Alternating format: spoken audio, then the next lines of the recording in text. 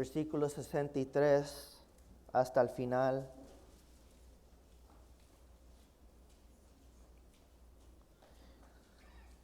Y dice así la palabra de Dios en Lucas capítulo 22, versículo 63. Dice: los hombres que vigilaban a Jesús comenzaron a burlarse de él y al golpearlo, le vendaron los ojos y le increpaban: adivina quién te pegó, y lanzaban muchos otros insultos.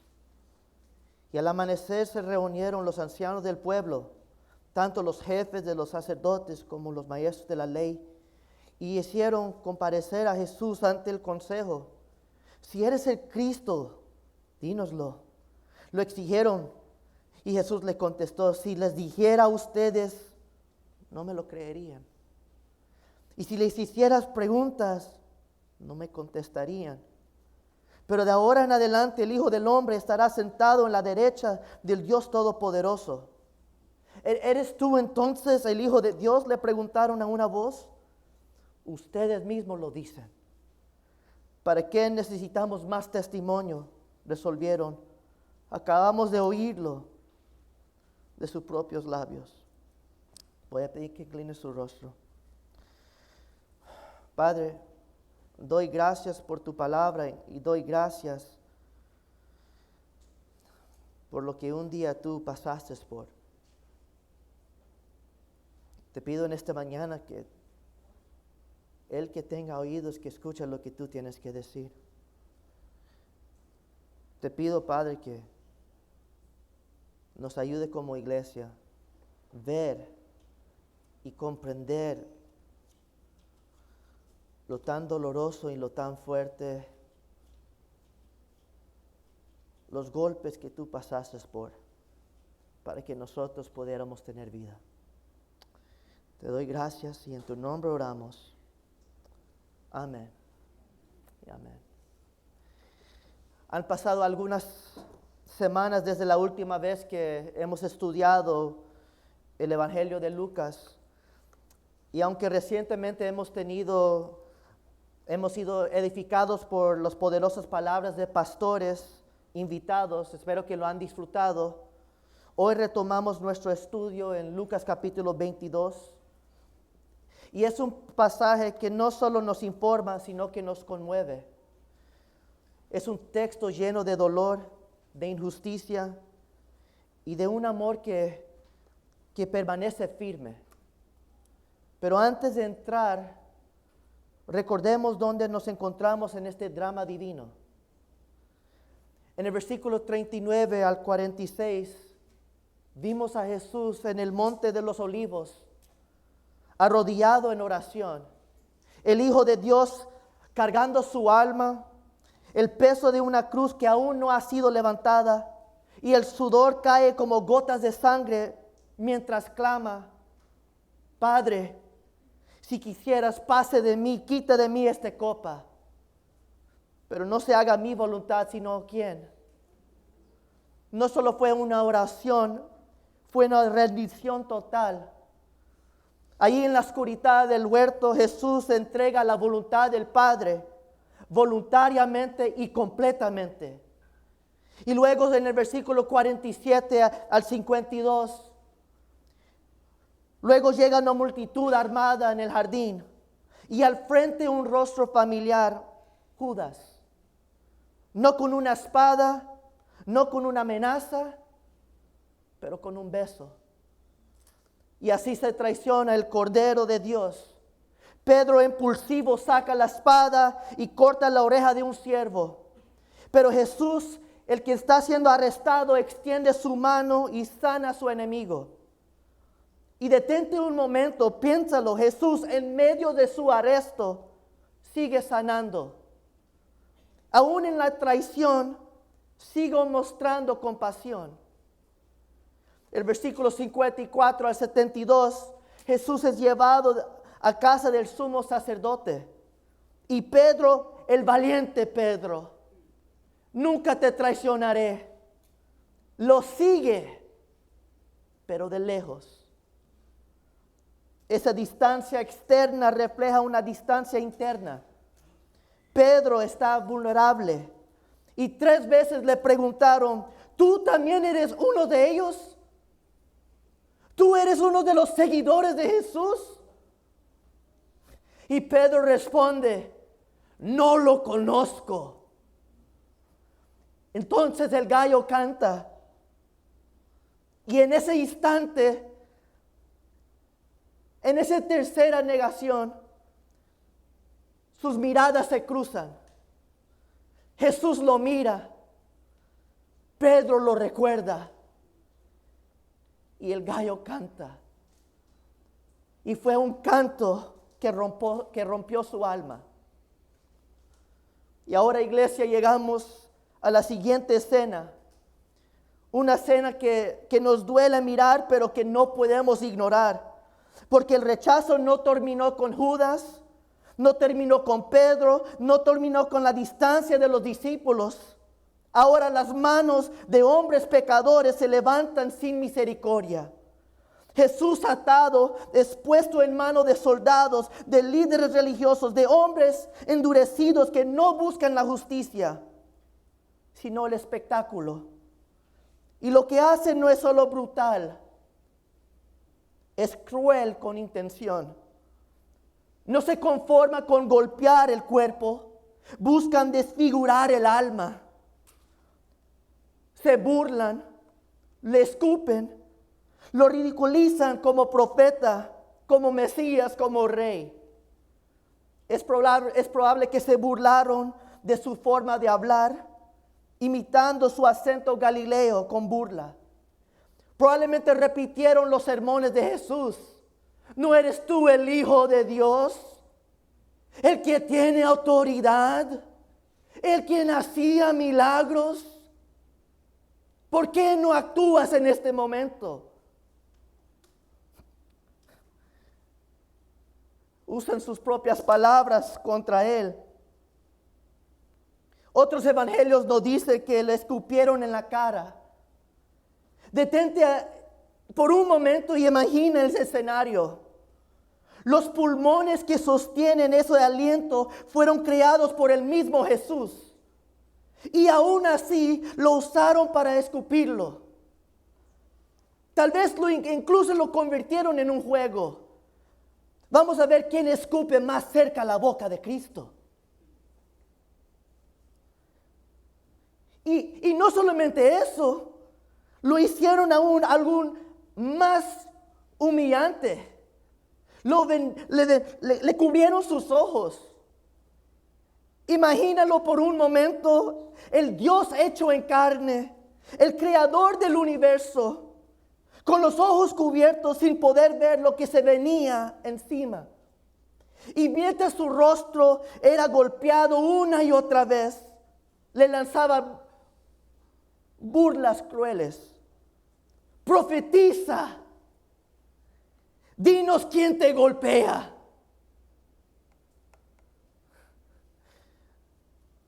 Qué ironía tan profundo, porque Jesús sabía quién le pegaba ese día. Cada puño que se acercaba contra él, cada golpe antes de impactar, Jesús ya sabía y los conocía por nombre. Él conocía el odio en sus corazones, la dureza en sus almas, y aún así Jesús eligió mantenerse callado. No por miedo, no por falta de poder, sino porque su silencio era una forma de dominio. Una fuerza que no necesitaba imponerse con palabras.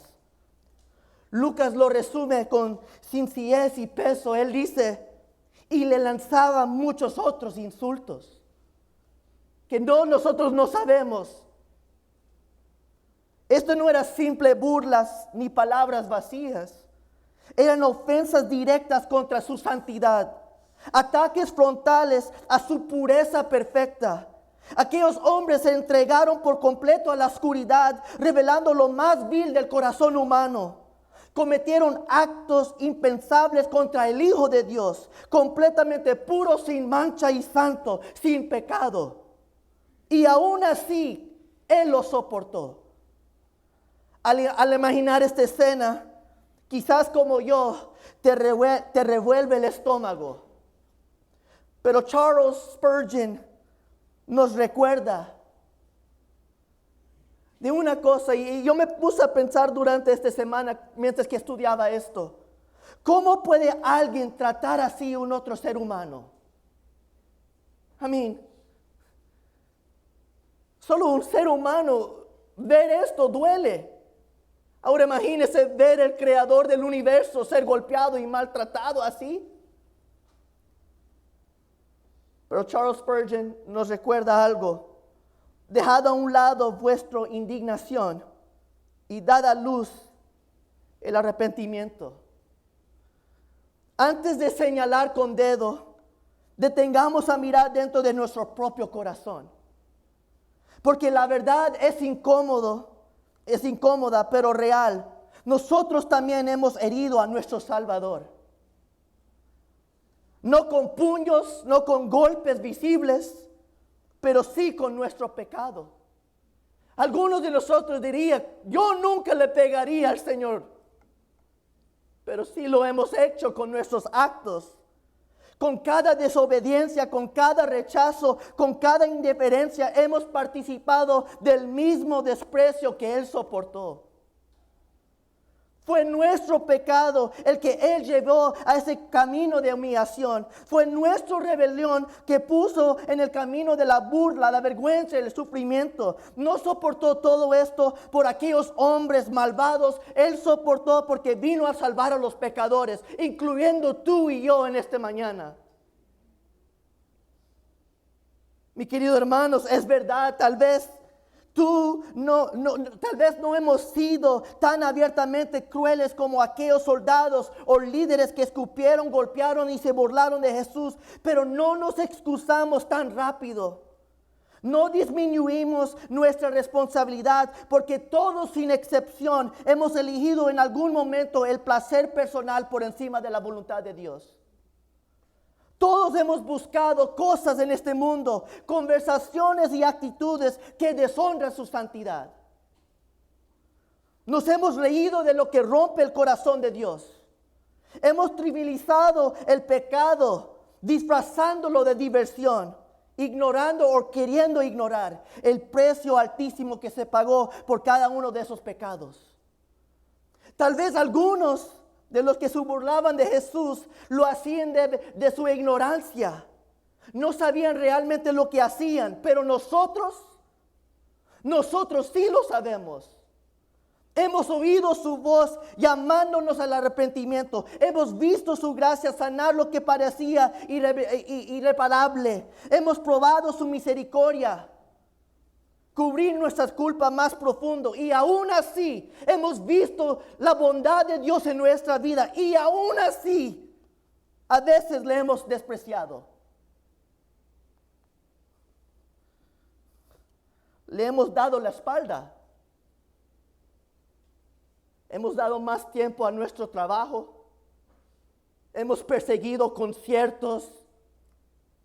Hemos buscado placer en cosas que no le da gloria al Señor. Pornografía. Discotecas. Hay tantas cosas que hemos hecho. Hemos elegido el pecado, sabiendo exactamente lo que le costó a nuestro Señor.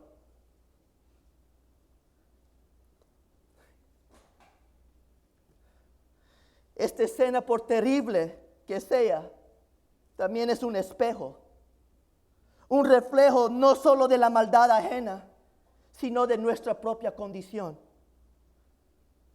Pero no estamos llamados a quedarnos paralizados por la culpa o el temor. Este espejo debe movernos hacia una respuesta real, el arrepentimiento. Yo no estoy tratando que te sientes mal en este momento. No estoy tratando que tú veas que eres una mala persona. Yo quiero que tú veas lo que Dios ve de nosotros. Y lo que tú y yo hacemos no le agrada al Señor. Por lo cual debemos de quebrar nuestros corazones en esta mañana y llegar al Padre y decirle: Padre, perdóname. Porque yo he perseguido otras cosas. Yo no soy tan diferente de aquellos que te pegaron ese día. Pero mis queridos hermanos, hoy la gracia y la misericordia están. Porque aunque tú y yo hemos participado en golpear a nuestro Señor Jesucristo, su gracia todavía se extiende a ti y a mí.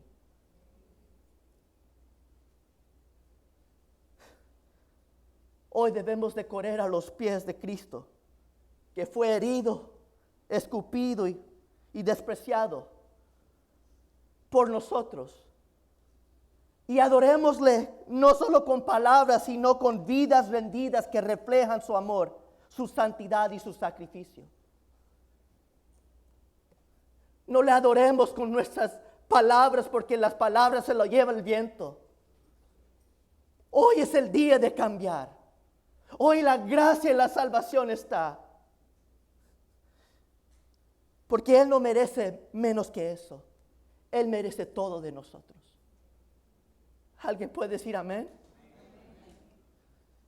Pero mientras los guardias se divierten a costa del dolor de Jesús, burlándose, escupiendo, golpeándole sin compasión, blasfemando contra el mismo Hijo de Dios, en otra parte de Jerusalén, los líderes religiosos planeaban su siguiente movimiento.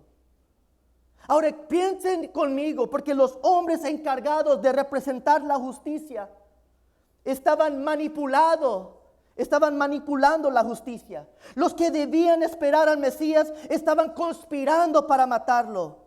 Para entender la magnitud de lo que Lucas describe en su evangelio, es necesario mirar también lo que relatan los otros evangelios. Solo así podemos tener una visión completa de este escandaloso juicio. En Juan capítulo 18, versículo 13, nos dice que Jesús fue llevado primeramente antes, no sé cómo decir este nombre, perdón, Anás. El ex sumo sacerdote y suegro del actual Caifás, gracias. Y aunque ya no obtenía el cargo oficialmente, Anás aún ejercía gran influencia sobre el pueblo. Él era un político religioso con poder que no había soltado las riendas del control. Aquí estamos en el primer reunión, digamos. Y luego más tarde Jesús fue llevado ante Caifás, quien es el sumo sacerdote en funciones. Ahí se lo llevó a cabo lo que solo podía describirse como un juicio nocturno. Mientras que Pedro está allí negando a Jesús, ahí están delante de Caifás. Mateo y Marcos lo narran. Dice que era una sala oscura, testigos falsos, acusaciones contradictorias y un veredicto predeterminado antes de iniciar la investigación. Todo fue una imitación de justicia, una farsa religiosa, un teatro de legalismo usado para justificar su odio. Lucas, por su parte, no profundiza en los detalles de esa audiencia nocturna. En cambio, él nos traslada directamente a la mañana siguiente. Él dice al amanecer. Lucas esquipió estos dos eventos. Y ahora está al amanecer y ahí está el concilio, es decir, el consejo compuesto por ancianos, los sumos sacerdotes y escribas. Ellos se renueven nuevamente después de estas dos reuniones. Pero no nos dejamos engañar. Esto no fue una nueva audiencia, sino una mera formalidad. Un intento de aparenciar legal a una justicia ya decidida. Yo quiero que entiendan algo. La ley judía prohibía realizar juicios durante la noche. Y noten lo que están haciendo. En la medianoche están teniendo ¿qué? Una reunión.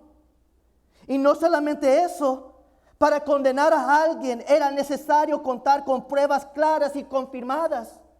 Y allí están inventando historias. Además, todo acusado debería tener derechos ¿a qué? A una defensa.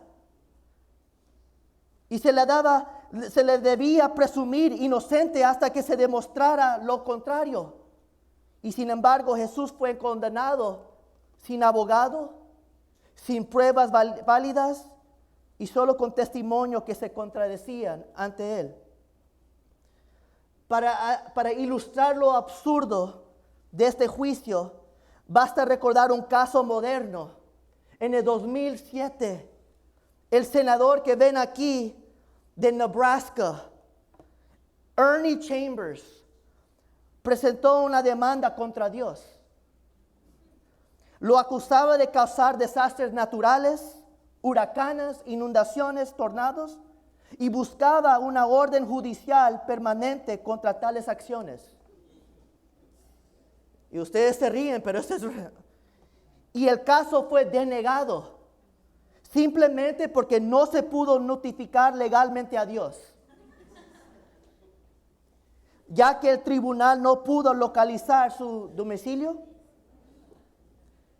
Ahora, vea la justicia, right?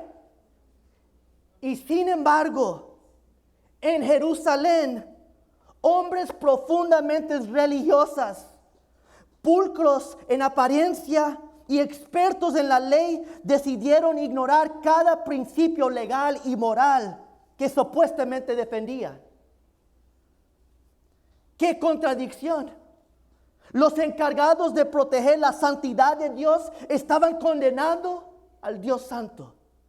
Ellos no estaban allí para buscar la verdad, no estaban interesados en justicia, estaban allí para proteger su poder, para mantener su posición, para silenciar a la verdad misma, aunque tuvieron que matar a quien le encarnaba. Y así permanece de pie Jesús ante ellos. Amanece, su rostro cubierto de sangre, sus manos atadas, su corazón traicionado. Pero no hasta allí para que se determine su culpabilidad o inocencia. No es un juicio en busca de verdad. Él está presente porque su sentencia ya había sido dictada. En la sombra de la noche, lejos de la luz, donde reinaba la injusticia. Pero había un obstáculo. El corte no tenía autoridad para ejecutar una sentencia de muerte. Ese poder lo tenía únicamente Roma. La espada del castigo final estaba en manos del imperio. Necesitaban un gobernador romano, necesitaba a un Pilato. Y Pilato no se iba a involucrar en un debate religioso. No le importaba. No le interesaba disputas sobre títulos espirituales o interpretaciones de la ley. Si querían que Jesús muriera, necesitaban otra estrategia. Una acusación que tuviera peso político. Algo que sonara como una amenaza al poder de Roma. Un crimen contra el Estado. Entonces, con astucia, lanzan una pregunta cargada de intención. Si eres el Cristo, dinos. A primera vista parece como una pregunta legítima, ¿no? Pero en realidad no estaban buscando verdad, sino una oportunidad para atrapar. No era una conversación sincera, era un red envuelta en religiosidad. Una trampa cuidadosamente armada por quienes conocían la ley, pero no al Dios de la ley. Ellos no querían creer. Querían motivos para acusar. Y Jesús, con plena conciencia, Jesús sabiendo lo que ellos estaban haciendo, no se limitó a responder. Él fue más allá, quitó las máscaras. No confrontó solo sus palabras, sino lo que había detrás de ellas. Corazones endurecidos y una fe vacía. Jesús dice, si los dijera a ustedes, no me lo creerían. Él no rehúye la pregunta. Él revela sus corazones. Aquellos que le escuchaban ese día, sus oídos estaban cerrados, sus corazones endurecidos y sus mentes ya decididas. Y sin embargo, no debemos pasar por alto la gravedad de esta pregunta, mis hermanos. Si eres el Cristo, dinos. Esto parece simple, pero está llena de significado. Porque la palabra Cristo es la traducción griega por Mesías. Y Mesías es la forma hebrea para decir Cristo. Son sinónimos, es la misma cosa. Y ambos significan el ungido. En el Antiguo Testamento eran ungidos los profetas, los sacerdotes y los reyes. Los profetas para proclamar la palabra de Dios, los sacerdotes para interceder y ofrecer sacrificios y el rey para gobernar con justicia al pueblo de Dios. Había muchos ungidos en el viejo tiempo, pero el pueblo esperaba por el ungido, aquel que sería profeta, sacerdote y rey en una sola persona, aquel que sería Salvador, Redentor y Señor. Y Lucas desde el principio ha estado construyendo este momento, mostrando a Jesús como este Mesías prometida. Yo quiero que nota todas estas palabras, porque en Lucas capítulo 2, versículo 11, dice que hoy en la ciudad de David nos has nacido ¿qué? Un Salvador. ¿Qué es el qué? Que es el Cristo el Señor. En Lucas capítulo 2, versículo 26, Simeón había recibido esta promesa y ve a la criatura en su mano y él dice, ya puedo morir en paz porque mis ojos han visto al Cristo. En Lucas capítulo 4, versículo 41, hasta los demonios comienzan a proclamar, nosotros sabemos quién tú eres el Hijo de Dios. Y sin embargo, Cristo le está silenciando porque Él no quería que todo el mundo supiera que Él era ¿qué? El Cristo. En Lucas capítulo 9, versículo 20, Jesús se encuentra con Pedro y Jesús le hace la pregunta, ¿y quién soy yo para ti? Y Pedro dice palabras asombrosas. Él dice, tú eres el Cristo. En Lucas capítulo 20, versículo 41, Jesús pregunta, ¿cómo puede el Cristo ser hijo de David si David lo llama Señor? La imagen es clarísima. Jesús no solo lleva el título de Mesías, Él lo encarna. Él no solo cumple profecías, Él es el cumplimiento. Y los líderes religiosos sabían exactamente lo que significaba si Él era el Mesías. Eso significa que Jesús es ¿qué? Es Dios, Él es Rey. No solo del cielo, sino de la tierra. No solo de los pecadores, sino de ellos mismos. Y eso era lo que ellos temían. No era una crisis de teología, era una crisis de autoridad. Porque si Jesús realmente era el Cristo, entonces ellos tendrían que postrarse ante Él. Tendrían que entregar el control, tendrían que rendir su orgullo. Pero en vez de rendirse, ellos se rebelaron contra Jesús. Falsificaron sus palabras, manipularon la ley, distorsionaron la verdad. Y cuando le llevaron ante Pilato, no dijeron, este hombre es el cumplimiento de profecía. Ellos dijeron, hemos descubierto a este hombre agitando a nuestra nación y se opone al pago de impuestos al César y afirma que él es el Cristo. Pero nota que él es un ¿qué? Un rey. A ellos no les importaba, solo querían demostrar a Roma que ellos estaban contra ellos. Y sin embargo, Jesús no se defiende con milagros. No trató de probar su punto con señales ni debates. Él dijo simplemente, si yo les dijera a ustedes, no me lo creerían.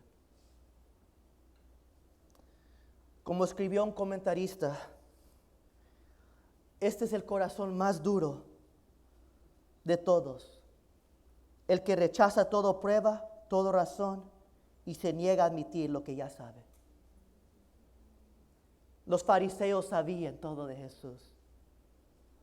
Ellos no estaban ciegos por ignorancias, estaban ciegos por elección. Estos hombres habían endurecido sus corazones hasta la ceguera. La evidencia estaba justo delante de ellos.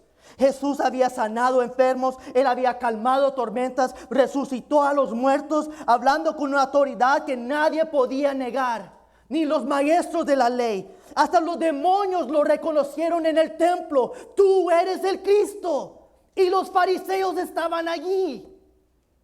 Y aún así se negaron a ver. Una cosa es ser ciego y no poder ver, y otra cosa es ver claramente y elegir la oscuridad.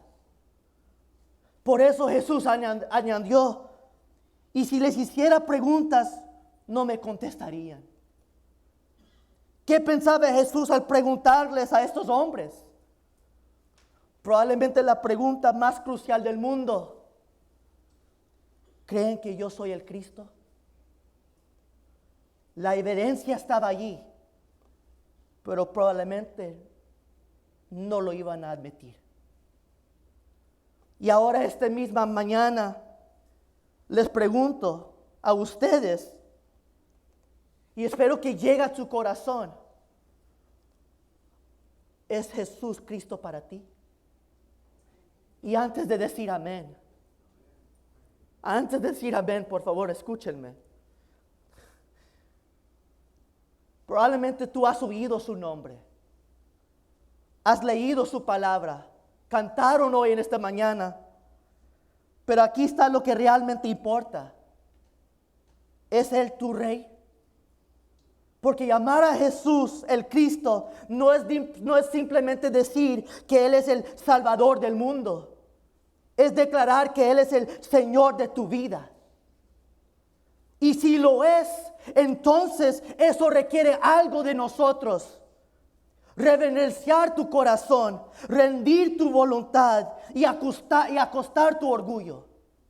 Porque amigos, esta escena no es solo una advertencia para los líderes religiosos de hace 2000 años atrás. Es una advertencia para nosotros hoy.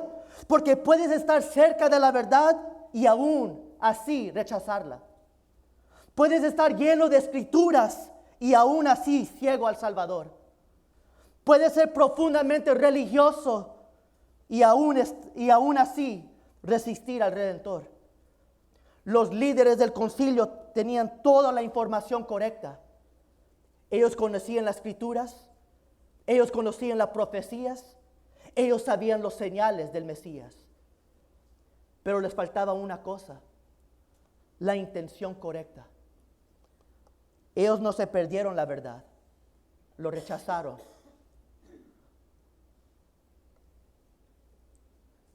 Y eso es importante para ti y mí hoy esta mañana.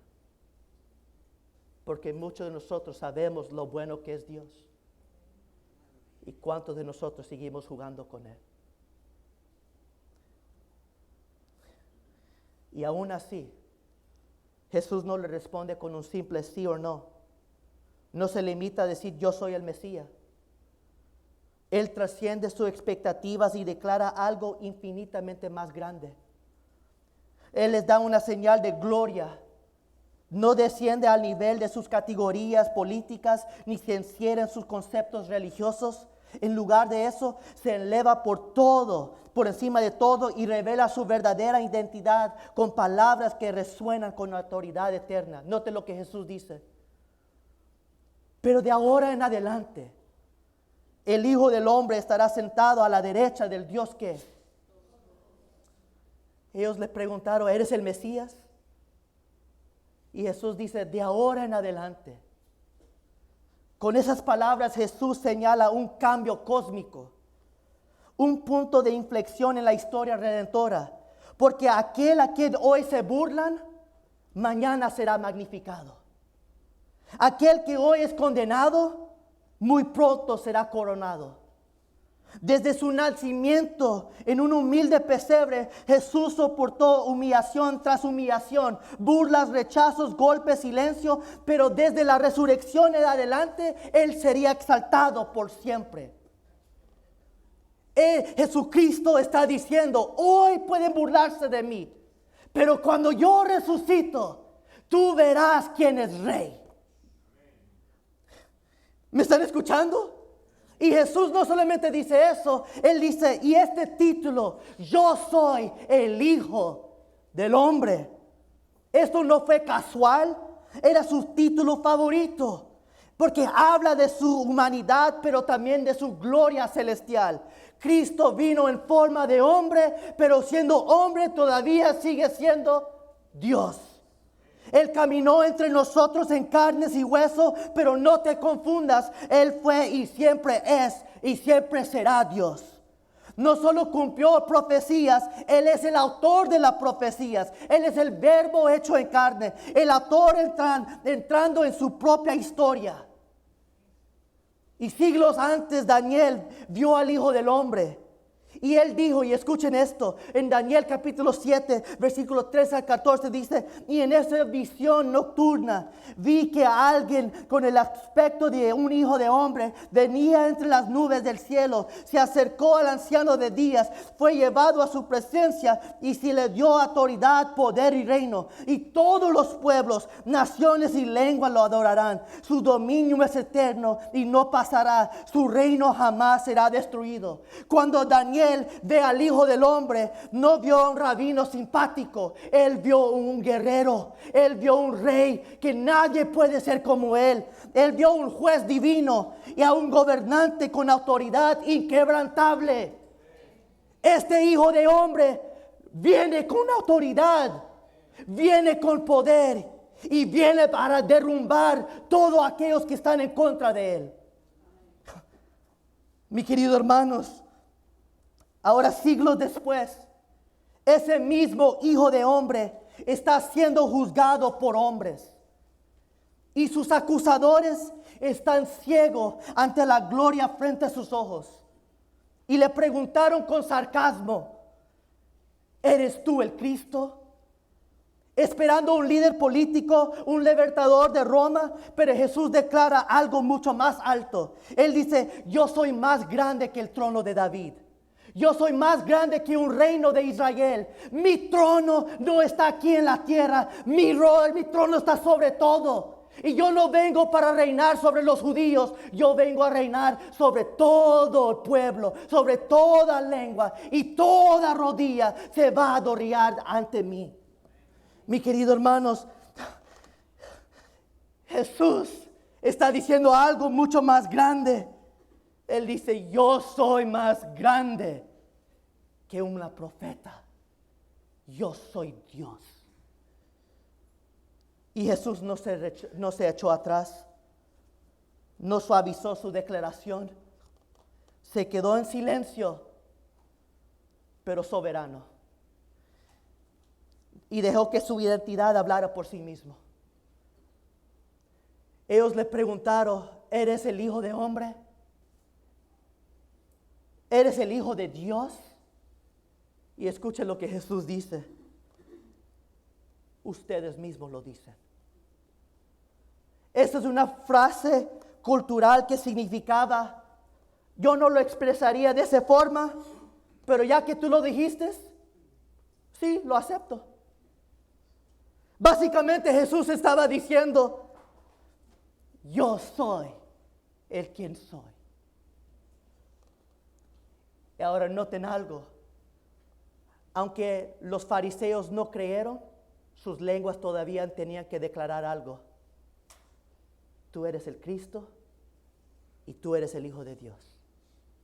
Aunque no lo creían, sus labios lo proclamaron. Jesús, mi querido hermanos, es el Cristo. Y Él es el Hijo de Dios. Y esa confesión fue suficiente para sellar su veredicto. Los fariseos, cuando escucharon a Jesús decir, ustedes mismos lo dicen, ellos se enfurecieron y se enojaron. ¿Para qué necesitamos más testimonio? Resolvieron. Acabamos de oírlo de sus propios labios. Pero por favor, no pierdas la vista. Ellos creyeron estar juzgando a Jesús. Pero Jesús transformó la sala del tribunal. Ellos se sentaron como jueces con sus túnicas religiosas. Pero Él era el que llevaba la corona. Ellos dictaban sentencia, pero Él sostiene el mazo eterno. Escucha esto con atención. Porque Jesús está diciendo, aunque ustedes me están condenando en este momento, al final de la historia, que va a condenar, al final soy yo. Ustedes son temporal, pero el mío es eterno. Escucha esto con atención. Jesús no solo vino a morir por tus pecados, Él es quien va a volver otra vez. Pero como tu juez, como rey. Y Él volverá. Aquel que fue burlado, golpeado y crucificado es el rey sentado en el trono. Y llegará el día en que el mismo Jesús juzgará a los vivos y a los muertos, separarlos a las ovejas de los cabras, y traerá justicia perfecta. Así que aquí está la pregunta más importante que jamás vas a enfrentar en esta mañana y en tu vida. ¿Has confesado a Jesús como tu Señor y Salvador? ¿Lo estás siguiendo como tu Rey? Porque si no te inclinas ante Él hoy como tu Salvador, te enfrentarás a Él mañana como juez. Pero escúchame bien, porque aquí están las buenas noticias para cada uno de nosotros. El quien es juez es también tu defensor, si tú lo aceptas. Aquel que emitirá el juicio final hoy te extiende su misericordia, si crees en Él, si confías en Él y si lo sigues con fe genuina. Él no se te opondrá en el tribunal final, Él se pondrá de tu lado. Entonces te pregunto nuevamente, ¿crees que Jesús es el Hijo de Dios? Porque tu respuesta no solo da forma a tu teología, determina tu eternidad. Esta no es una pregunta que puedes dejar para después. Esta no es una cuestión de tradición, no es una cuestión de opinión, es una cuestión de vida o muerte, del cielo o infierno. Es la pregunta que resonará en la eternidad. Porque escúchame bien, todos vamos a estar delante del juez. La única pregunta es, ¿cómo lo conocerás? ¿Como el Salvador que tomó tu lugar en la cruz? ¿O como el juez que exige cuentas? ¿Serás hallado culpable sin Él? Amigos, toda rodilla se va a doblar ante Él y todos declararán que Él es Dios. La única diferencia será cuando te inclinas. ¿Te inclinarás ahora en arrepentimiento y sinceridad y en fe? ¿O te inclinarás después en terror y juicio? La decisión es tuya. Los fariseos tuvieron la oportunidad y decidieron ignorar. Tú tienes que elegir hoy. Porque hoy el juez aún es Salvador. Aún hoy Él extiende su gracia. Pero llegará un día que todo eso se va a parar. Ven a Él. Cree en Él. Y entrégate a Él. Y cuando ese día llegue, No temerás su tribunal, porque ya habías conocido su cruz. El Señor Jesucristo dice a ti y a mí, ven a mí. Yo sé tu historia. Yo sé tus pecados. Pero yo cargué tus pecados para que tú pudieras tener vida. Amigos, si tú no puedes ver el amor de Dios por ti, no sé qué más que decirte. El que no quiere escuchar, no quiere escuchar. El que no quiere ver, no quiere ver. Pero si tú rechazas estas palabras,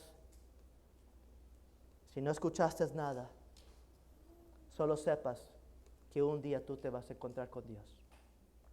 No conmigo, no con Fabio, sino con el Creador, que es el Mesías, que es el Hijo de Dios y que es Dios Él mismo. Incline su rostro y déjame orar.